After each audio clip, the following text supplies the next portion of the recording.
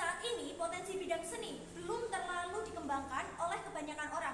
Akankah penekanan pada bakat seni dapat membuat kita lebih sejahtera dan bahagia? Dewan juri yang saya hormati, mosi yang kali ini saya bawakan adalah Dewan ini percaya bahwa orang tua dari anak yang berbakat dalam bidang seni memiliki kewajiban untuk memaksimalkan potensi anak. Dalam hal ini saya menyatakan bangga tidak setuju dengan mosi tersebut. Sebelumnya izinkan saya menyampaikan sanggahan-sanggahan terhadap argumen tim afirmasi. Yang pertama, dikatakan bahwa pemenuhan prinsip moral perlu dilakukan demi kebahagiaan seseorang dengan mengembangkan ketertarikan terhadap bidang seni. Namun Dewan Juri yang terhormat, kenyataannya dengan pengembangan bakat belum tentu menimbulkan kebahagiaan karena tidak terpenuhinya kebutuhan finansial yang ada dengan pengembangan bakat tersebut. Yang kedua, pihak afirmasi mengatakan bahwa pemenuhan ilmu pengetahuan lain harus lebih dikesampingkan untuk pengembangan bakat seni yang lebih maju. Namun jika kita pikirkan secara rasional, hal itu sangat tidak masuk akal karena untuk pengembangan karir tidak semata-mata hanya bakat bawaan yang perlu untuk penunjang ilmu tersebut, namun diperlukan ilmu lain seperti dalam pengelolaan uang, strategi pemasaran, promosi bisnis, seperti halnya contoh ketika lukisan-lukisan abstrak dijual, mereka tidak hanya semata-mata menjual hasil dari karya seni tersebut, namun juga menjual promosi mereka melalui cerita-cerita atau latar belakang dari lukisan tersebut. Selanjutnya, masuk kepada sanggahan yang ketiga.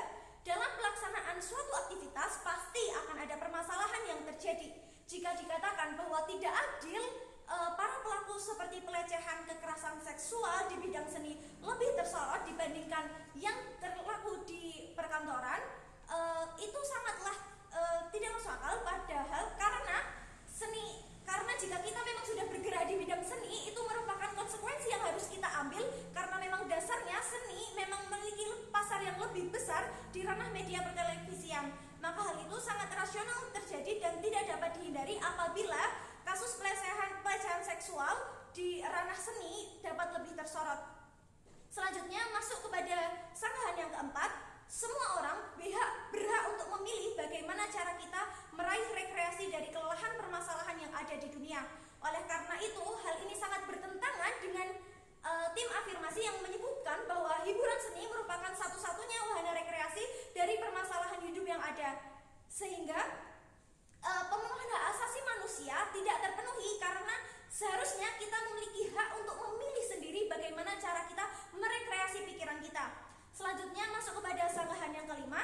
Pemenuhan kebutuhan sebagai sarana penunjang bakat diperlukan finansial yang sangat mahal, seperti halnya dalam pemenuhan barang alat-alat musik seperti piano, gitar, dan lain-lain, serta alat gambar diperlukan biaya yang cukup mahal. Hal ini tentu dapat mematahkan argumen tim afirmasi yang menyatakan bahwa pengembangan bakat seni dapat dikembangkan dengan biaya yang murah.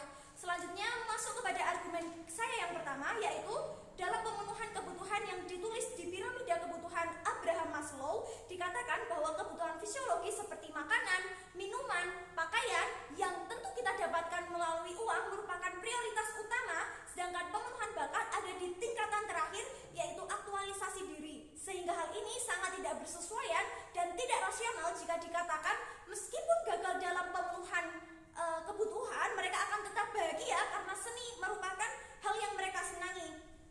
Padahal yang mereka butuhkan sebenarnya adalah pemenuhan kebutuhan dasar sebelum kebutuhan-kebutuhan lainnya. Apakah jika kita bisa mengembangkan seni tapi kita tidak memiliki makanan, pakaian yang memadai dapat membuat kita tetap bahagia? Tentu tidak, bukan? Lalu, masuki argumen yang kedua, seharusnya orang tua tidak wajib mengembangkan bakat karena tidak semua memiliki kemampuan finansial yang cukup untuk eksplorasi lebih jauh tentang pengembangan bakat tersebut.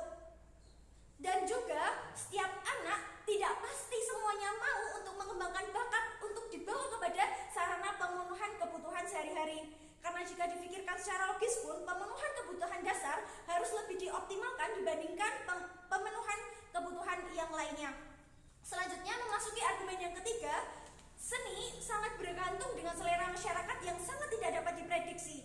Pemenuhan kebutuhan seni tidak bisa menjamin kestabilan mereka karena tingkat volatilitasnya tinggi. Oleh karena itu, pemenuhan kebutuhan lewat seni tidak bisa digunakan untuk pemenuhan kehidupan sehari-hari. Jadi, saya akan menyampaikan kesimpulan, yaitu orang tua